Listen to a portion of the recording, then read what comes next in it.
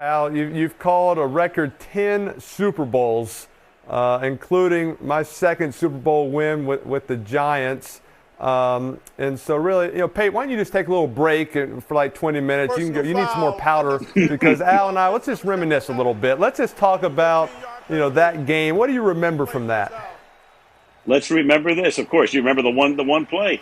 Manning to Manningham. Along the left sideline. There it was. That was the key play of the game, as you know very well. There it was. And then Ahmad Bradshaw trying to not go into the end zone at the end of the game. People forget that game ended on a Hail Mary to the end zone. And I think it was Gronkowski who was trying to get his hands on it and couldn't. Going to Cooper Kupp. That's my guess. Kupp in the slot to the left. That's a good guess.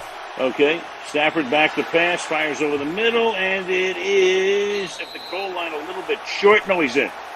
Touchdown. Called a touchdown. Higbee. A tight end. Yeah.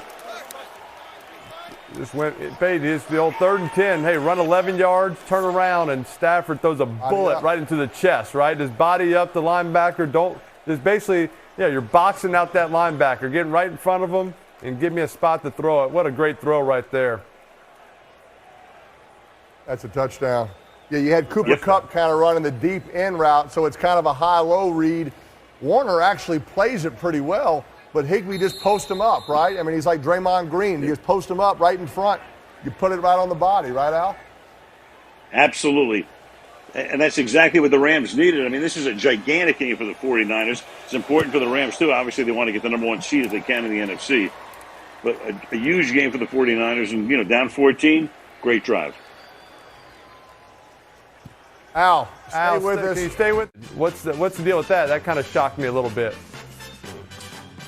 Yeah, so I like to wear gloves, so I'm ready for all weather conditions. I like a quick release, but here's the thing: I am soft.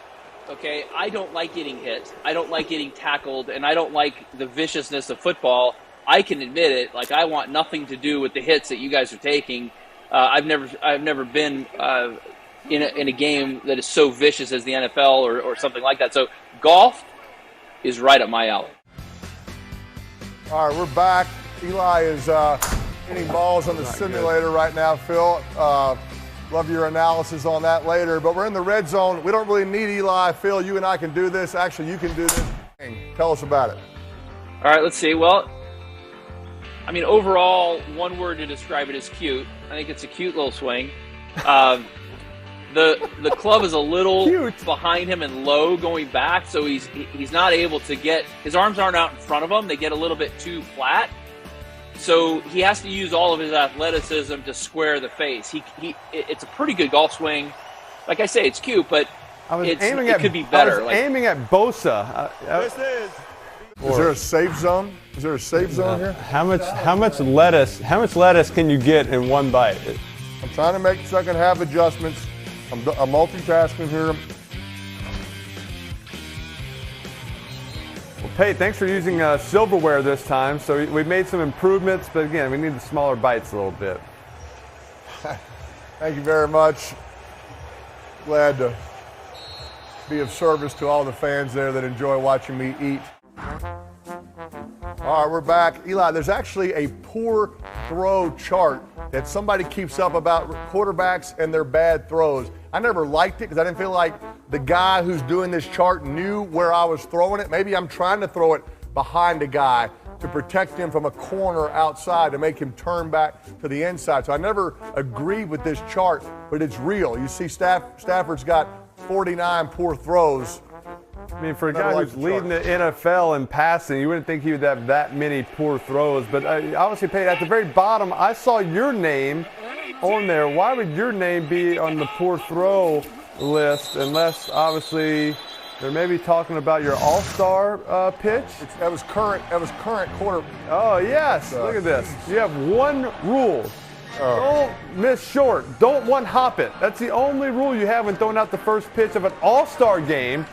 Don't one-hop it, but you did make up for it. You totally redeemed yourself. You couldn't have that be your one incompletion. Had the going in the Ring of Honor in Denver. hit a 40-yard strike to Stokely. That was your accurate pass. So 1 for 2. You're 50% on the accurate pass, but you're still last in the NFL. So congratulations. Season is over. They've obviously heard about the curse, but Draymond obviously knew you can either come on and you can curse or you can be cursed. He chose the curse, and I think it's going to work out just fine for you, Draymond. Please beat the Nets tomorrow, Draymond, so we can stop talking about this. Hey, Draymond, I read that you apparently can name all 34 players that were drafted in front of you in 2012. That seems impossible. Is this true? Can you actually name all 34 players? It is true. I'll never forget that, Peyton. I was as great of a day as that was for me. It was a very dark day. Going from National Player of the Year to the second round, it was brutal. But I can, and I'll give you all the names if you want. Number 1 was Anthony Davis. Yeah. Number 2 was Michael Kidd-Gilchrist. Let's hear it. Number 3 was Brad Beal. Number 4 was Deion Waiters. Number 5 was Thomas Robinson. Number 6 was Dame Lillard. Number 7 was, I think, Harrison Barnes. Number 8 was Terrence Ross. Number 9, I think Andre Drummond was number 9. I believe you. I'm sold. I'm sold. You got it. How would you talk smack to Peyton? I tell Peyton he got as great as you're supposed to be. The coach cut you. Thank you. Thank you. Appreciate it. Yes. I mean, I thought nobody could sting me more than Mickelson in the second quarter, but Draymond has done that here in the third quarter. Friday night in the lights, but I know the last few weeks when the Saints were dealing with some injuries, you said if they call, you would listen. And, is that something that's kind of still on the table? What's the percentage chance you're going to come back and play football this year? Gosh, I don't know if I can put a percentage on it, but I think more than anything, it may help me get in a little better shape. The old coach bod, is real, Peyton, Eli. You know what I'm saying? It's real? That's a real thing. And I think, but here's what's funny is I think I've played 17 years with that same bod right there. The coach dad bod. I lasted 17 years with that same deal. I'll tell you a funny story. I was in the sauna with Lorenzo Neal. You know Lorenzo, Peyton, and Eli. You know Lorenzo. Sure. I was a rookie, and I was in awe. I was like, man, this is awesome. I'm in the sauna with Lorenzo Neal, and he was really pumping me up. Like, hey, they're saying you can be one of the best that ever played. You can be the Brett Favre, Dan Marino, Joe Montana, Peyton Manning. He had me rolling. Here I am. You know him, Peyton. You know how he goes. I was a rookie, and I was just like I was hanging on every word.